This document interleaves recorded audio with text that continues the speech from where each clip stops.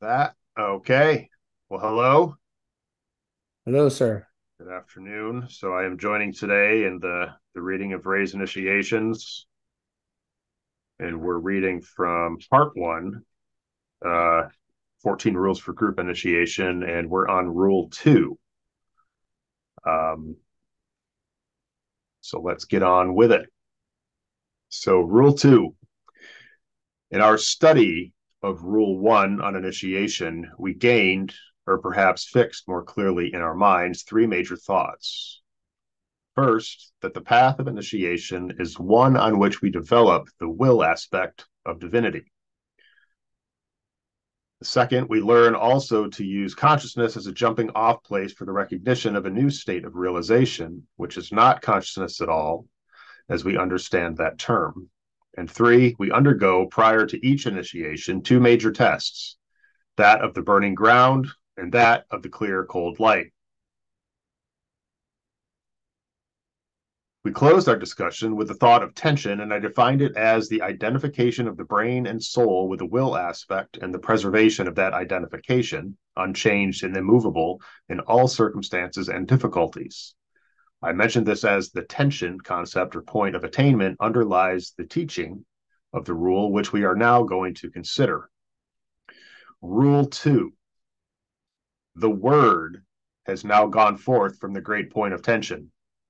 Accept it as a group. Withdraw not now your application. You could not, if you would, but add it three great demands and forward move. Let there be no recollection, and yet let memory rule. Work from the point of all that is within the content of the group's united life. A close analysis of this rule will convey to the intuition far more than appears upon the surface, and that is rich enough. Each of these rules holds in it the seed of that understanding which must be evoked before the next rule can be mastered. All that is given is ever based on that which has gone before. The three great demands of the initiate are based upon the triple call found in Rule 2 for aspirants and disciples. The triple call was earlier sounded forth. Now its higher significances can be comprehended. There are only four parts to this rule, which is one of prime importance because it contains the motivating force. The conditioning factors and the place of triumph, all these are indicated. We will, as is our usual custom, study each separate part sequentially and as far as possible in detail, bearing in mind that initiation deals with factors in latent manifestation for which our languages have no words, and with ideas which are not yet to be found among the rain cloud of knowable things, as Pentangeli calls it, that is, knowable to the masses of men. The initiate is, however, dealing with a world of meaning and of affairs which are not yet manifesting in any way. The task of the master and of those higher than he is to take those steps and precipitate those waiting events which will eventually bring them into manifestation. This, I would remind you, is always done by the use of the will and from a point of tension. The word has now gone forth from the great point of tension, accepted as a group. I would like here to call your attention to the progressive nature of the esoteric science. It is nowhere better illustrated than in this phrase. Nowhere is it more clearly shown, and yet, unless the intuition and the sense of correlation are functioning, the idea might escape recognition. In all the teaching given to the aspirant and to the disciple in the early stages of their training, the emphasis has been upon the point of light, which must be discovered, brought into full illumination, and then so used that the one in whom the light shines becomes a light bearer in a dark world. This, the aspirant is taught, becomes possible when contact with the soul has been made and the light is found. This is familiar teaching to many. It is the essence of the progress to be made by aspirants and disciples in the first part of their training. We now, however, pass on to another expression, to the next development in the life of the initiate, which is learning to work from a point of tension. Here lies the new emphasis, and I am bringing it to the attention of humanity as mankind nears the close, the terrible but liberating finale of his great test in this modern burning ground. Now men can pass on into the clear, cold light, and from there begin to hold that point of tension, which will be evocative of the needed understanding will to move forward along the line of human will to good, the first phase of the development of the will aspect. It is the higher sublimation of the aspirational stage which precedes the attainment of the point of light through contact with the soul. The point of tension is found when the dedicated will of the personality is brought into touch with the will of the spiritual triad. This takes place in three clearly defined stages. The first stage, the stage wherein the lower will aspect, which is focused in the mental body, the will to activity of the personality, is brought into contact with the higher abstract mind. This latter is the interpreting agent for the monad and the lowest aspect of the triad. Two things can be noted in this respect. A, this contact becomes possible from the moment that the first thin strand of the Antakarana, the rainbow bridge, is completed between the mental unit and the monastic permanent atom. And B, this demonstrates in an absorbing devotion to the plan and is an effort at any cost to serve that plan as it is progressively understood and grasped. This expresses itself in the cultivation of goodwill, as understood by the average intelligent human being and put into action as a way of life. Second stage, wherein the love aspect of the soul is brought into touch with the corresponding aspect of the triad, to which we give the inadequate name of the intuition. This is, in reality, divine insight and comprehension, as expressed through the formulation of ideas. Here you have an instance of the inadequacy of modern language. Ideas are formless and are in effect points of energy, outward moving in order eventually to express some intention of the divine creating logos. When the initiate grasps this and identifies himself with it, his goodwill expands into the will to good. Plan and quality give place to purpose and method. Plans are fallible and tentative and serve a temporary need. Purpose, as expressed by the initiate, is permanent, far-sighted, unalterable, and serves the eternal idea. Third stage, wherein after the fourth initiation, there is direct, unbroken relation between the monad, via the triad, and the form which the master is using to do his work among men. This form may be either his temporary personality, arrived at along the normal lines of incarnation, or the specially created form to which theosophists give the technical but cumbersome word Maya Virupa. It is the true mask, hiding the radiant light and the dynamic energy of a revealed Son of God. This is the esoteric definition which I offer you. This stage can be called the attainment of the will to be, not being as an individual expression, but being as an expression of the whole, all-inclusive, non-separative, motivated by goodness, beauty, and truth, and intelligently expressed as pure love. All these stages are achieved by the attainment of one point of tension after another, and the work thus carried forward into the realm of the dynamic steadfast will. This will, as it is progressively developed, works ever from a constant point of tension. We come now to the consideration of a subject which always proves exceedingly difficult to students, the nature of the word, the Aum, A-U-M, and its later developments, the Om, O-M, and the sound. Much confusion exists as to its significance or the necessity for its use. The phase of its recognition through which we are now passing is a purely exoteric one of accustoming the general public to the fact of its existence. This has been brought about in three ways. The first of which through the constant use in all the Christian churches of the word Amen, which is a Western corruption of the Aum, A-U-M. The Aum is here the lowest aspect of the originating sound. The second way, through the emphasis laid in Masonry upon the lost word, thus subtly drawing the attention of humanity to the Om, O-M, the sound of the second aspect, the soul. And the third way, through the growing emphasis laid by the many occult groups throughout the world upon the use of the OM, its frequent use by these groups in public and by those intent upon meditation. The soundest approach is that of the Masonic tradition, because it deals primarily with the world of meaning and with a phrase of the esoteric teaching. The use of the Amen in the ritual of the Christian church will eventually be discouraged because it is basically a materialistic affirmation, being usually regarded by the average churchgoer as setting the seal of divine approval upon his demand to the Almighty for protection or for the supply of his physical necessities. All this is, therefore, related to the life of desire, of aspiration, of dualism, and of request. It involves the attitude of giver and recipient.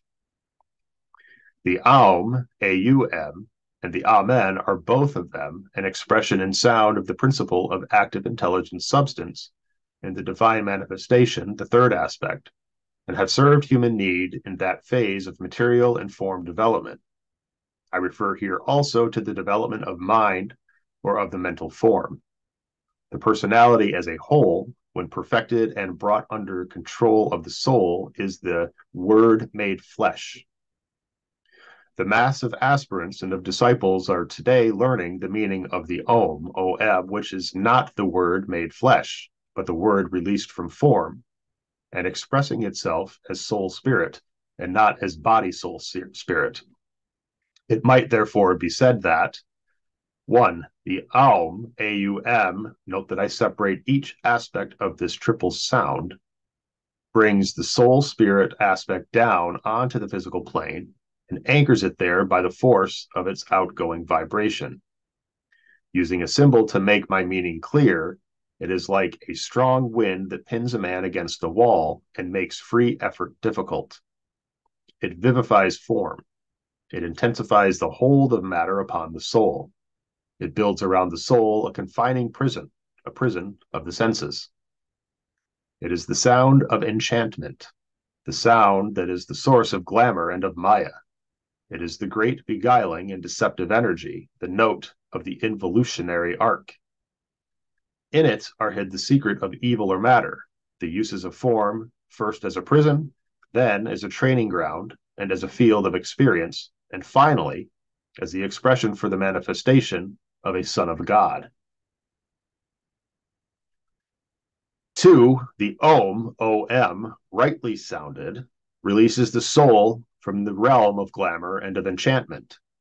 It is the sound of liberation, the great note of resurrection and of the raising of humanity to the secret place of the Most High when all other words and sounds have failed. It is not a triple sound, as is the Aum, A-U-M, but a dual sound, significant of the relation of spirit and soul, and of life and consciousness. This lost word, symbolic of the loss in the three worlds, typified by the degree of the Blue Lodges and Masonry, must be recovered and is in process of discovery today. The mystics have sought after it. The Masons have preserved the tradition of its existence. The disciples and initiates of the world must demonstrate its possession. Third, the sound is the sole expression of the ineffable name, the secret appellation of the one in whom we live and move and have our being, and who is known to the Great White Lodge through this name. Remember always that name and form are synonymous terms in the occult teaching, and these two words hold the secret of manifestation. The goal of the initiate is identification with all forms of the divine life, so that he can know himself to be an integral part of that whole and can tune in on all states of divine awareness, knowing for himself, and not just theoretically, that they are also his own states of awareness. He can then penetrate into the divine arcana of knowledge, share in the divine omnipresence, and at will express the divine omniscience and prepare himself to manifest in full consciousness the divine omnipotence. I am using words which are futile to convey the underlying meaning of the word. Understanding can only be arrived at when a man lives the word, hearing its soundless sound, and breathing it forth in a vital, life-giving breath to others. The masses are hearing the sound of the Aum, A-U-M, and in their higher brackets are finding that Aum, the expression of something from which they seek release.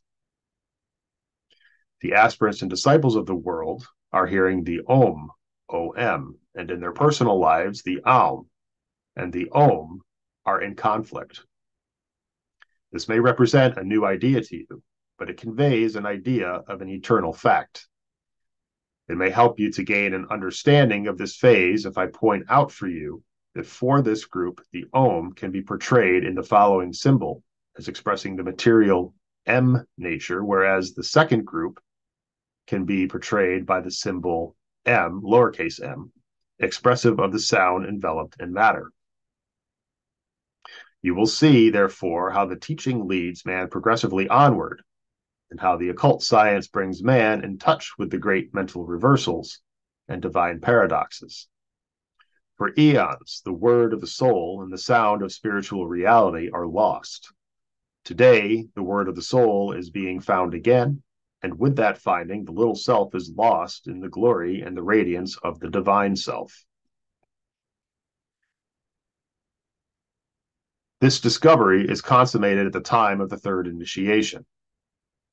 The initiate and the master, along with those of higher rank who are approaching identification with Shambhala, are steadily and ever more clearly hearing the sound emanating from the central spiritual sun and penetrating all forms of divine life upon our planet, via our planetary logos, who hears it with clarity and with understanding, the sound of the lowest syllable of the ineffable name of the one in whom all planetary logoi live and move and have their being, for they are centers in the life which is expressing itself through the medium of a solar system.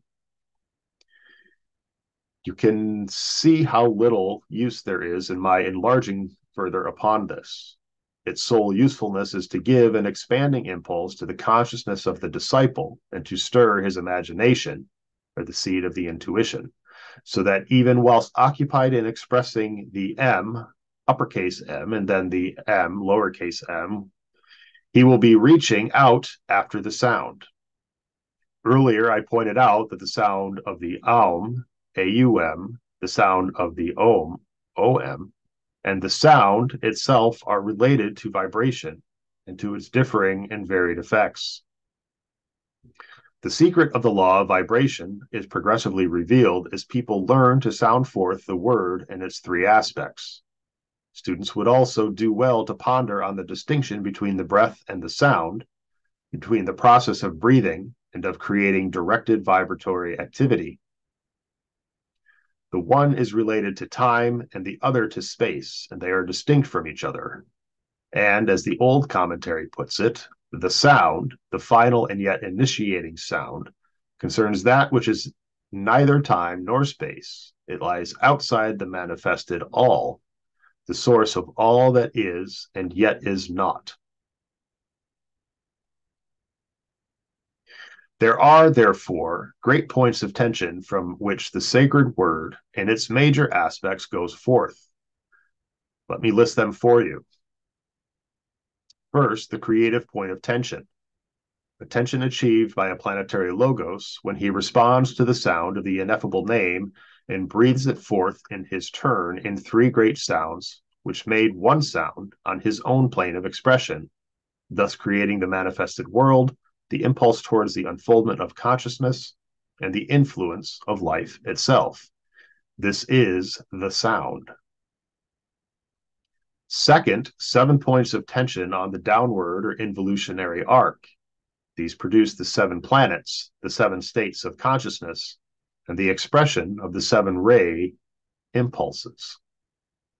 This constitutes the sevenfold Aum, A-U-M, of which the Ageless Wisdom takes note. It is related to the effect of spirit or life upon substance, thus originating form and creating the prison of the divine life. The Aum, this is the third, the Aum, A-U-M itself, or the word made flesh, this creates finally a point of tension in the fourth kingdom in nature, at which point the evolutionary cycle becomes possible and the first dim note of the OM can be faintly heard. In the individual man, this point is reached when the personality is an integrated and functioning whole, and the soul is beginning to control it. It is an accumulative tension arrived at through many lives. This process is expressed in the master's archives as follows, and reference these 4 symbols we have here. You must remember that these symbols are an attempt on my part to translate ancient signatures in modern Occidental type. The only one which is the same in all languages is esoterically the Aum, A-U-M. Oops. 4. Then comes a point of tension from which the man eventually achieves liberation from the 3 worlds and stands as a free soul. He is then a point within the circle, the point indicating the point of tension from which he now works, and the circle, the sphere of his self-initiated activity. I need not carry the story further. From tension to tension, the initiate passes, just as do all human beings, aspirants, disciples, and the lower grades of initiates. From one expansion of consciousness to another, they go until the 3rd initiation is undergone, and points of tension qualified by intention and purpose supersede all previous efforts, and the will aspect begins to control. Here, briefly, is a fresh slant upon the familiar theme of the word, a theme preserved in some form by all the world religions, but a theme which, like all else, has been so materialized that it is the task of the hierarchy to restore the knowledge of its meaning, of its threefold application, and its involutionary and evolutionary significances. Students would do well to remember that its sounding forth vocally upon the physical plane means little. The important factors are to sound it silently, inaudibly, and within the head. Then, having done so, to hear it reverberate there, and to recognize that this self-initiated sound, breathed forth from a point of tension, is a part of the original sound as it takes form as a word. When a man perfectly expresses the Aum, he can then sound the Om with effectiveness from progressive points of tension until the 3rd initiation. Then the effect of the Om is such that the personality as a separate identity disappears. The soul emerges in all its glory, and the first faint sound of the originating sound breaks upon the ear of the transfigured initiate. This is the voice referred to in the biblical account of the Transfiguration. The voice says, "This is my beloved son." The initiate registers the fact that he has been accepted by Shambhala and has made his first contact with the planetary logos, the Hierophant, the initiator at the 3rd initiation, just as the Christ, the master of all the masters, is the initiator and the Hierophant at the first 2 initiations. The word, however, with which we are now dealing is not the sacred word itself, but a signal or sound of acceptance. It is translated in this rule by the phrase, accepted as a group. This refers to aggregates and blended combinations through which the soul in relation to personalities, the monad in relation to the spiritual triad, the master in relation to his ashram, and Shambhala in relation to the hierarchy can work, expressing plan in the initial stages of contact and purpose in the final stages. Bear in mind that the analogy holds true all the way through. A personality is an aggregate of forms and of substantial lives which, when fused and blended, present a unified sum total, animated by desire or aspiration, by plan or purpose, and functioning in its place under the inspiration of a self-initiated inner program. Progress from the larger angle and from the standpoint of those who see life in terms of ever-enlarging wholes is from group to group. This pronouncement, issuing from a point of tension, is the word of the soul as it integrates with the threefold personality when that personality is consciously ready for such a fusion. The hold of the soul upon its instruments of expression, the network of the seven centers and the subsidiary centers, becomes intensified and energy pours in, forcing the acquiescent personality fully to express the ray type of the soul, and therefore subordinating the ray of the personality and its three subsidiary rays to the dominating soul energy. This first great integration is a fusion of force with energy. Here is a statement of deep import, embodying one of the first lessons an initiate has to master. It is one which can only be properly comprehended through life experience, subject to interpretation in the world of meaning. Some understanding of what this implies will come as the disciple masters the distinction between soul activity and the action of matter, between emotion and love, between the intelligent will and the mind, between plan and purpose. In so doing, he acquires the capacity to find this point of tension at any given moment, and this growing capacity eventually brings him consciously to recognize group after group as units with which identification must be sought. He finds his soul through the fusion of soul and personality. He finds his group through the absorption of this fusing soul form with a master's group, and finally he is absorbed into the master's ashram. There, he, in concert with his group brothers in that ashram, is fused and blended with the hierarchy and hears the extension of the word, spoken originally by his soul, accepted as a group.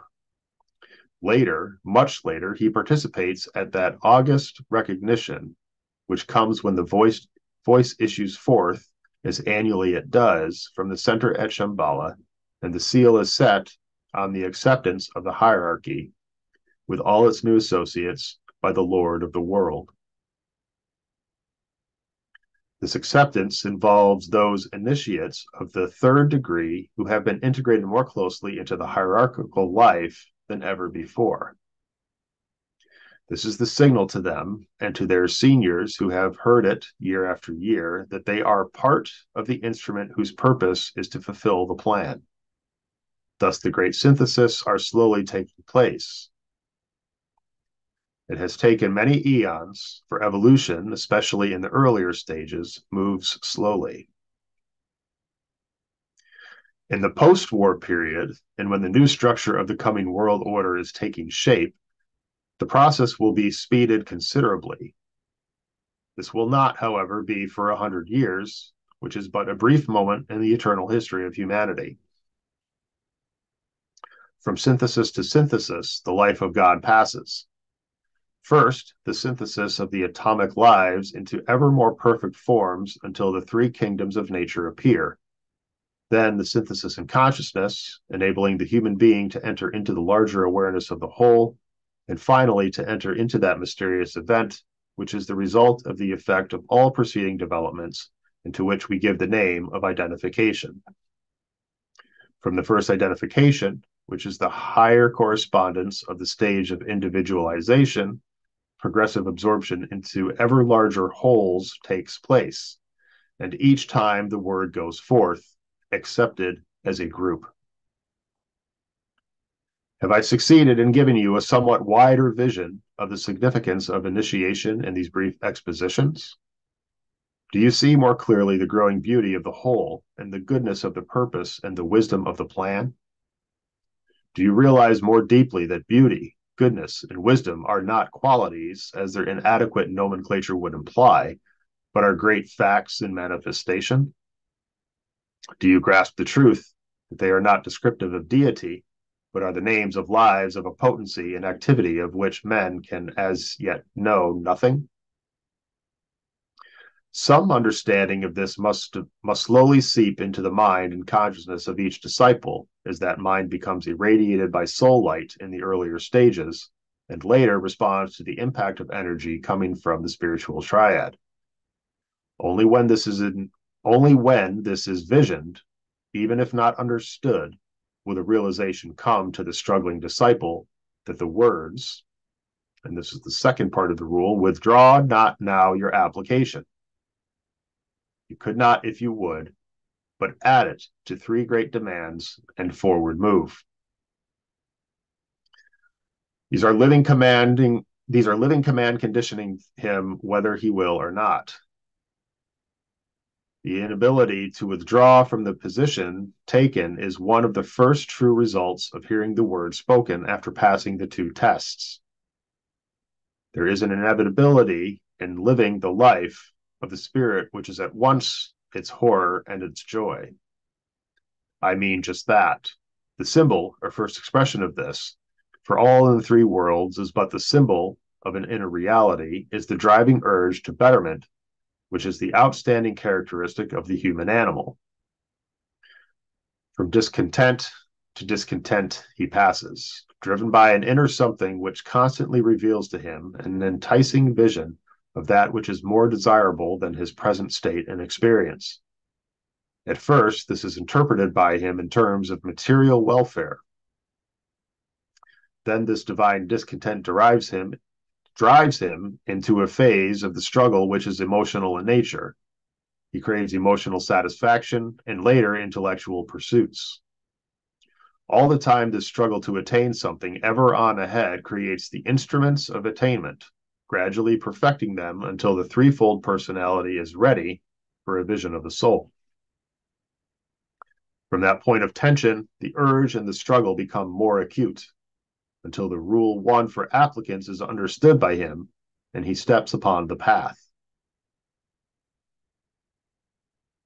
Once he is an accepted disciple and has definitely undertaken the work in preparation for initiation, there is for him no turning back. He could not if he would, and the ashram protects him.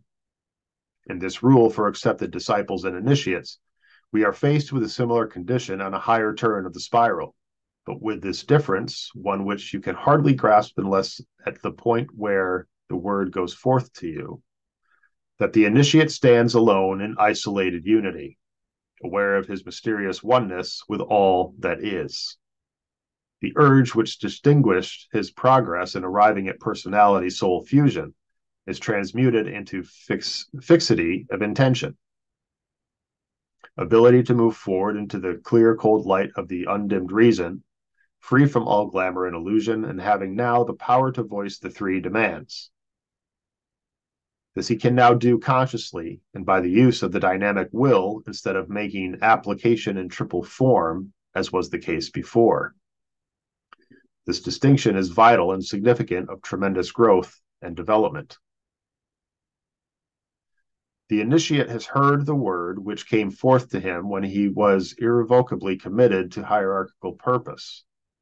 He has heard the voice from Shambhala, just as he earlier heard the voice of the silence and the voice of his master. Occult obedience gives place to enlightened will. He can now be trusted to walk and work alone because he is unalterably one with his group, with the hierarchy, and finally with Shambhala.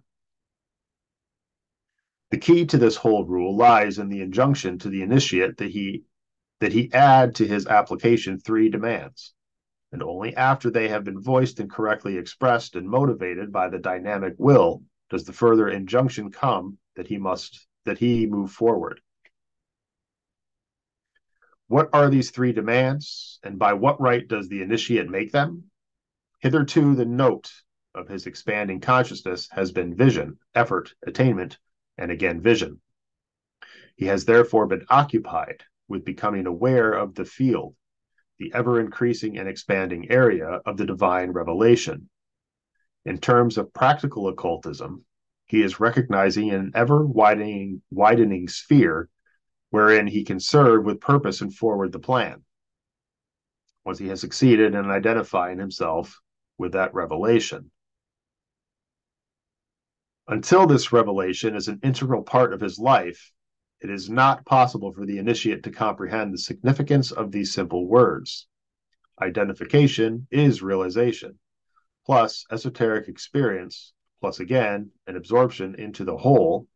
And for all of this, as I have earlier pointed out, we have no terminology. Now, a master of that which has been seen and appropriated, and being conscious of and sensing that which lies ahead, the disciple stands on his occult rights and makes his clear demands. What these demands are can be ascertained by remembering that all that the initiate undergoes and all that he enacts is the higher and esoteric correspondence of the triple manifestation of spirit energy, which distinguished the first and earliest phase of his unfoldment. That is the personality. I would like to call attention to the word unfoldment, for it is perhaps the most explicit and correct word to use anent the evolutionary process. There is no better in your language. The initiate has ever been. The divine Son of God has ever known himself for what he is. An initiate is not the result of the evolutionary process. He is the cause of the evolutionary process, and by means of it, he perfects his vehicles of expression until he becomes initiate in the three worlds of consciousness and the three worlds of identification. According to ray type, this unfoldment proceeds, and each triple stage of the lower unfoldment makes possible later, in time and space, the higher unfoldment in the world of the spiritual triad. What I am doing in these instructions is to indicate the relation between the threefold personality and the spiritual triad, linked and brought together by the Antakarana.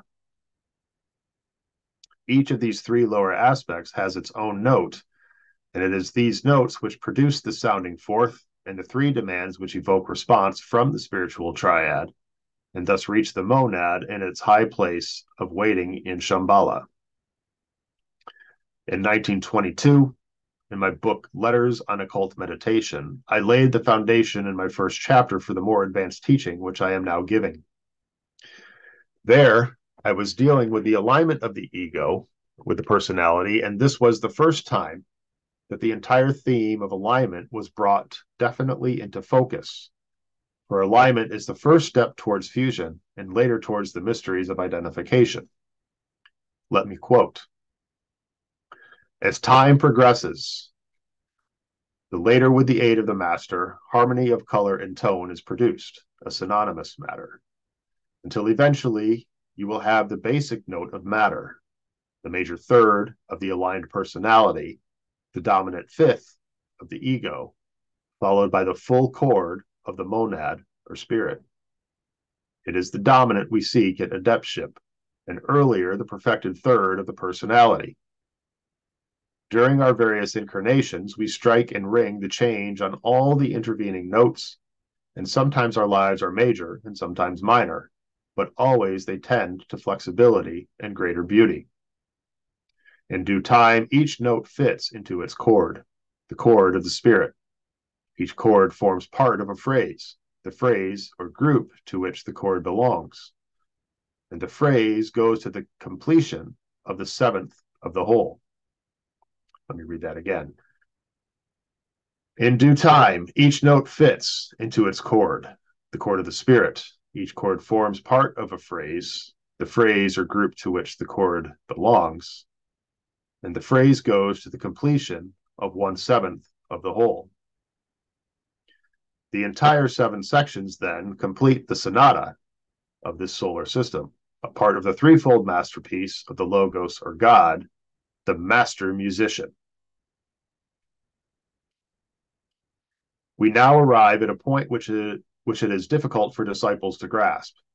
The initiate or disciple has reached a point in his evolution in which triplicity gives place to duality, prior to the attainment of complete unity. Only 2 factors are of concern to him as he stands at the midway point, and these are spirit and matter. Their complete identification within his consciousness becomes his major goal, but only in reference to the whole creative process, and not now in reference to the separated self. It is this thought which motivates the service of the initiate, and it is this concept of wholeness gradually creeping into the world consciousness, which is indicating that humanity is on the verge of initiation. Therefore, it is the material aspect, the perfected third of the personality, which makes possible the activity of the initiate as he sounds out his three demands. The dominant fifth of the ego makes itself heard at the third initiation, marking the attainment of at one-ment, and this fades out at the fourth initiation. At that time, the egoic vehicle, the causal body, disappears. Then only two divine aspects remain: the perfected, radiant, organized, and active substance through which the initiate can work in full control, the matter aspect, and the dynamic life principle, the spirit aspect, with which that substantial divine reality still awaits identification. It is this thought which underlies the initiate's three demands, which, according to the rule earlier given to aspirants and disciples, must sound forth across the desert, over all the seas, and through the fires. It is not possible for me explicitly to give an understanding of the nature of these demands. I can only give you certain symbolic phrases which, intuitively interpreted, will give you a clue. The first demand is made possible because the desert life is past. It flourished and is flowered, and then the drought arrived and man removed himself.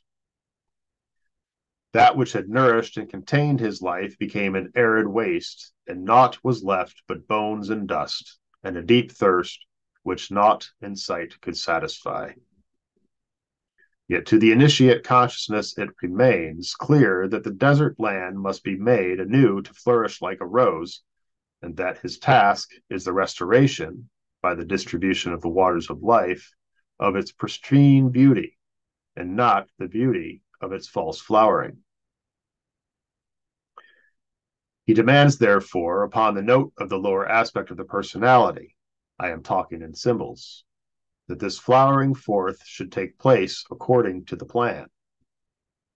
This involves upon his part a vision of that plan, identification with the underlying purpose, and the ability, through the medium of the higher mind, which is the lowest aspect of the spiritual triad, to work in the world of ideas and to create those forms of thought which will aid in the materializing of the plan in conformity with the purpose.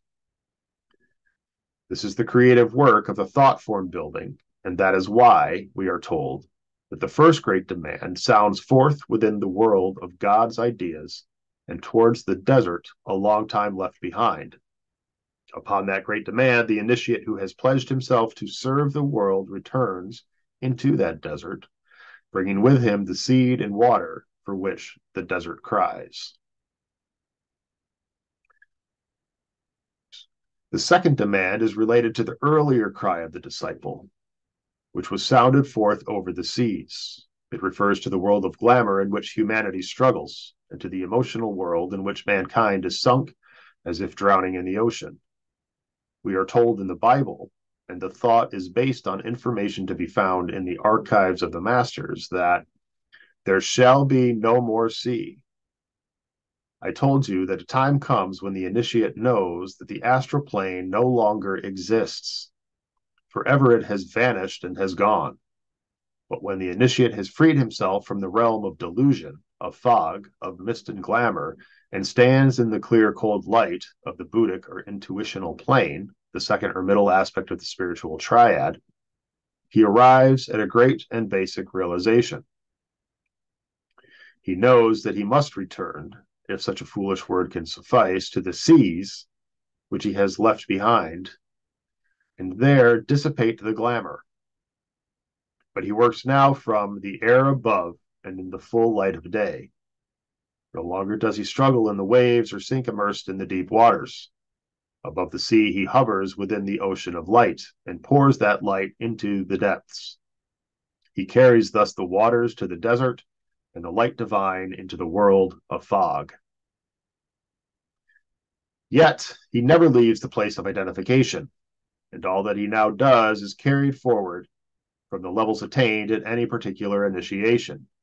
All that he does upon the desert and over the seas is undertaken through the power of thought, which directs the needed energy and certain destined and chosen forces so that the plan, let me repeat myself, may go forward according to divine purpose through the power of the dynamic spiritual will. When you can appreciate that the initiate of high degree works with monadic energy and not soul force, you can understand why he finds it necessary ever to work behind the scenes. He works with the soul aspect and through the power of monadic energy, using the Antakarana as a distributing agency. The disciples and initiates of the first 2 degrees work with soul force, and through the medium of these centers, the personality works with forces. The third great demand has in it a different implication and sounds forth, we are told, through the fires. In this solar system, there is no evading the fire. It is found at all levels of divine expression, as we well know from our study of the 3 fires, fire by friction, solar fire, and electric fire, with the differentiations, the 49 fires of the 7 planes. Always, therefore, whether it is the cry of the disciple or the demand of the initiate, the sound goes forth through the fire, to the fire, and from the fire. Of this technique underlying the potent demand, there is little that I may say. From the highest plane of the spiritual will, what is technically called the atmic plane, the demand goes forth, and the result of that demand will work out on mental levels, just as the earlier 2 demands worked out on the physical and astral levels. I would interject here that even though there is no astral plane from the standpoint of the master, yet thousands of millions recognize it and labor in its delusive sphere, and are there aided by the initiated disciple working from the higher corresponding levels. This is true of all planetary work, whether accomplished by initiates and masters working directly in the 3 worlds, or from higher levels as work the Nirmanakayas, the creative contemplatives of the planet, or from Shambhala, from the council chamber of the Lord of the world. All the efforts of the hierarchy, or of the conditioning lives, as they are sometimes called, of Shambhala are dedicated to the furthering of the evolutionary plan, which will finally embody divine purpose. I keep emphasizing this distinction between plan and purpose with deliberation, because it indicates the next phase of the working of the intelligent will in the consciousness of humanity. More anent these 3 demands I may not imply. I have told you much. Had you the awakened into... let me start that over. I have told you much. Had you the awakened intuition to read the significance of some of my comments. These demands refer not only to the evolution of humanity, but to all forms of life within the consciousness of the planetary logos. The directing mind of the initiate indicates, within the 3 worlds, the goal of attainment. Third part of the rule, let there be no recollection, and yet let memory rule. This is not a contradictory statement. Perhaps I can convey to you the right ideas as follows. The initiate wastes no time in looking backward towards the lessons learned. He works from the angle of developed habit, instinctively doing the right and needed thing. Instinctual response to environing forms builds, as we well know, patterns of behavior, of conduct, and of reaction. This establishes what might be called unconscious memory, and this memory rules without any effort at recollection. The habit of goodness or right reaction and of instinctual understanding is distinctive of the trained initiate. He has no need to remember rules, theories, planes, or activities. These are as much an established part of his nature as the instinct of self-preservation is an instinctive part of the equipment of a normal human being. Think this out and endeavor to build up the right spiritual habits. This way, the master wastes no time on soul or personal plans. He has the habit, based on divine instinctual memory, of right activity, right understanding, and right purpose. He needs not to recollect.